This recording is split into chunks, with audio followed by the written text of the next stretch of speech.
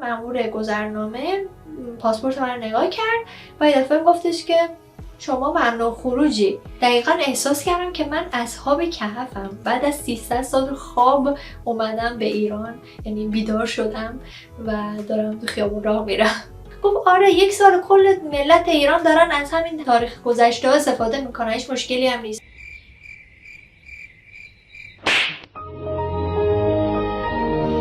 سلام بچه ها، امروز میخوام در مورد شوکایی که بهم بعد از مسافرت به ایران وارد شد براتون صحبت کنم. براتون بگم که من دقیقاً فکر کنم نزدیک به 8 سال هست که در کره جنوبی زندگی میکنم و یعنی 8 سالی که تو ایران نبودم دیگه. آخرین باری که من رفتم ایران پارسال بود و بعد از این 4 سال که رفتم ایران واقعاً یه چیزایی باهاش روبرو شدم که خیلی منو شوکه کرد.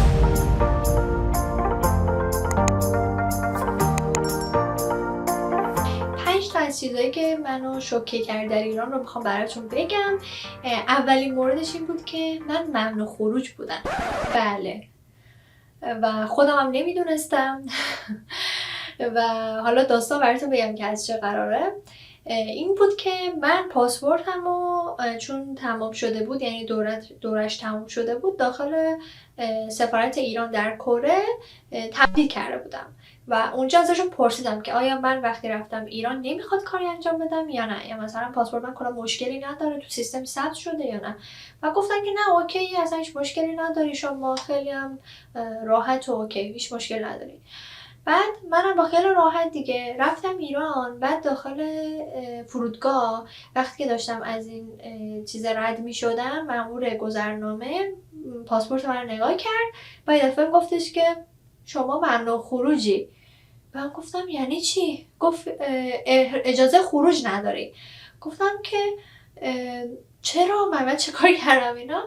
و گفتش که پاسپورت تو کشور خارجی عوض کردی؟ گفتم آره.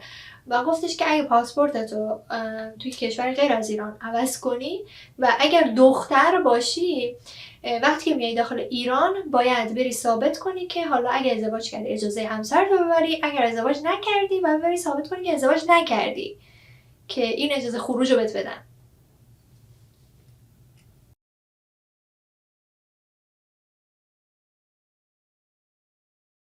اصلا همچین چیزی رو من تو سفارت نگفتن و وقتی که اونجا شنیدم یکم شوکه شدم و هیچی دیگه. اومدم بابامو برداشتم رفتیم پلیس گذرنامه فرداش و ثابت کردم که من ازدواج نکردم و بهم اجازه خروج بدید آقا، و بهم اجازه خروج دادن.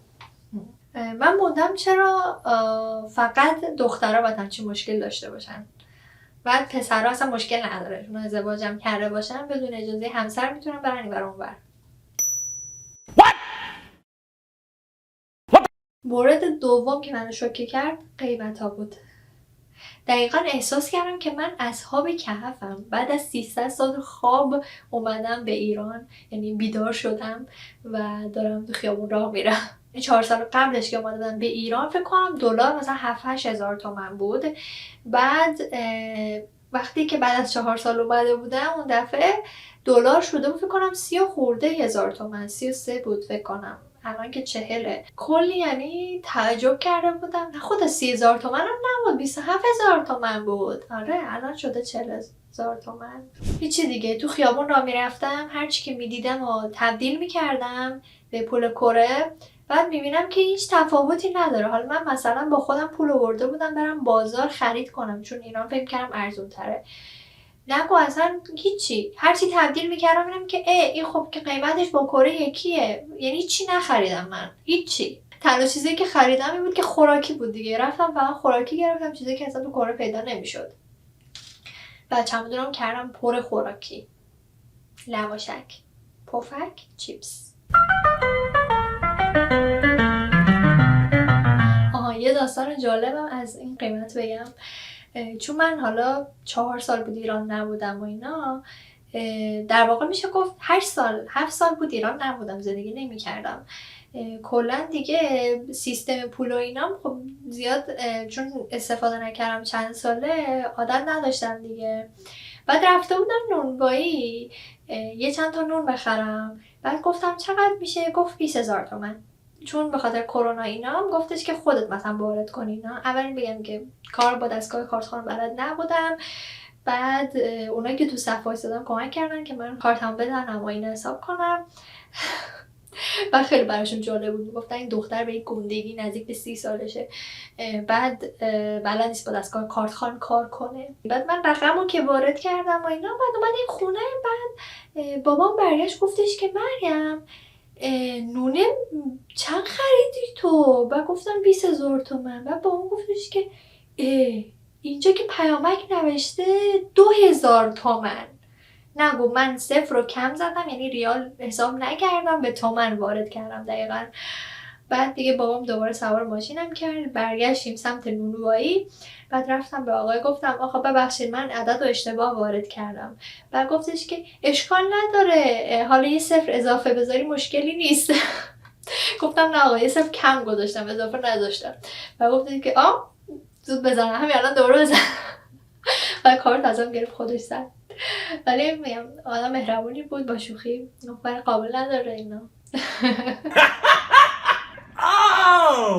مورد سوم ثبت احوال بود که خیلی منو شوک کرد. خب من چون چند سال نبودم همه کارتام و اینا باطل شده بود. رفتم که کارت ملیمو تمدید کنم، رفتم تو ثبت احوال. بعد کارت ملیمو که بهش دادم نگاه کرد و گفتش که حتی کارت ملی هوشمند بود، گفتش که نمیشه تمدید کرد، همینجوری استفاده کن. گفتم مگه میشه؟ خب این تاریخ انقضاش گذشته، چطوری میشه تمدیدش نکنه همینجوری استفاده کرد؟ قبول میکنن؟ گفت آره 1 سال کل ملت ایران دارن از همین تاریخ گذشته ها استفاده میکنن، هیچ مشکلی هم نیست. گفتم خب چرا اینجوریه؟ برایش گفتش که به خاطر اینکه این چیزایی که میره داخل کارت هوشمند خب تحریم شدیم، نمیتونیم درست کنیم. گفتم پس یعنی اونایی که جدید کارت ملی میخوان بسازن چی؟ گفت ما نمیدونیم حالا.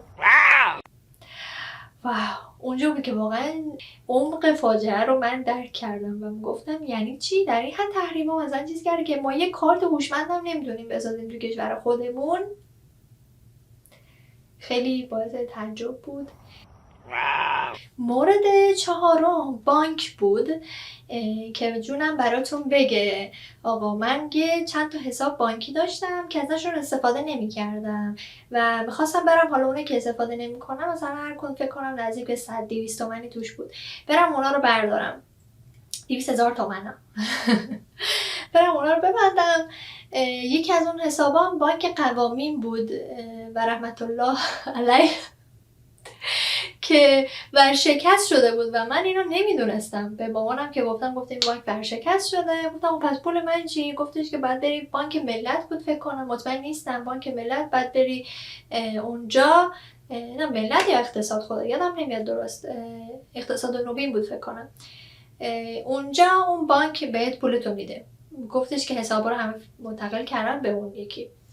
هیچی دیگه، رفتم اونجا تو بانک حالا حسابم ببندم. اینم خیلی برام منو شوک فرهنگی بهم داد که من وایساده بودم تو صف، یعنی این صفم که نه خدا، این کارت از این شماره که میگیری، شماره انتظار، از این شماره گرفته بودم، بعد شماره من شده بود. خب رفتم جلو وایسادم، باورتون نمیشه اون کارمند بانک نشسته بود جلو، داشت مثلا کار میکرد.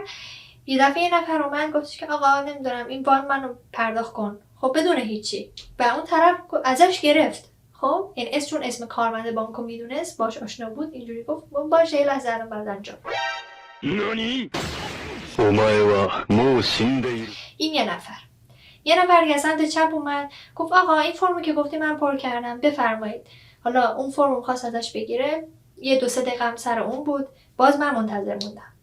باز یه نفر دیگه خانوما اومد یه مشاوره بگیره، اصلا 10 دقیقه اونجا وایساده داشت حرف میزد با طرف و من همچنان وایساده بودم، یعنی هیچی هم نمیتونستم بگم چون همشون سنشون بالا بود، هی میمدن جلوی من و نوبت منو میگرفتن و اون کارمنده هم اصلا هیچ توجهی نمیکرد و هیچ کاش کارای اونا رو انجام میداد و من در شوک رفتم و گفتم که وای، یعنی من اینجا این عادیه؟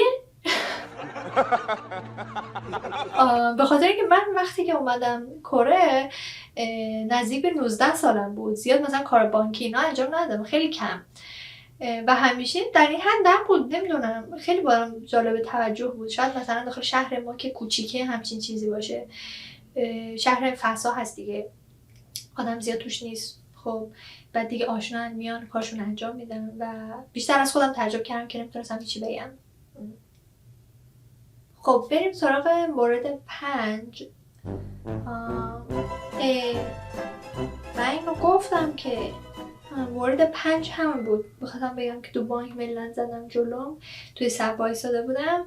این مورد 5 بود دیگه. من با مورد 4 شبیه بود، توی خاطره بود و هم یه خاطرش رو براتون تعریف کردم. امیدوارم که حالا خاطرهای من در سفرم به ایران براتون جالب بوده باشه. خیلی دوستتون دارم. تا ویدیو بعدی، خدافظ.